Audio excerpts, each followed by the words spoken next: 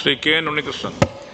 Sir, ക്ഷീരവികസന മേഖലയിൽ വനിതകളെ പ്രോത്സാഹിപ്പിക്കുന്നതിനും ഇവർക്ക് പുതിയ സംരംഭങ്ങൾ തുടങ്ങുന്നതിനും എന്തെല്ലാം സഹായങ്ങളാണ് നൽകുന്നതെന്ന് വ്യക്തമാക്കുമോ? Yes minister.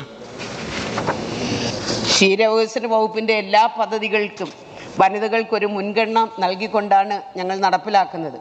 വകുപ്പ് വനിതകളുടെ സർവേ നടത്തിയപ്പോൾ 36% സ്ത്രീകൾ ഈ മേഖലയിൽ വിവിധ തലങ്ങളിലായി പ്രവർത്തിച്ചു വരുന്നതായി കണക്കാക്കുന്നു. ഈ മേഖലയിൽ ചെലവഴിക്കുന്ന ഫണ്ടിൻ്റെ സിംഹഭാഗവും വനിതകളുടെ ഉന്നമനത്തിനായാണ് നമ്മൾ വിനിയോഗിക്കുന്നത് എന്ന് ഇതിൽ നിന്നും മനസ്സിലാക്കാവുന്നതാണ്.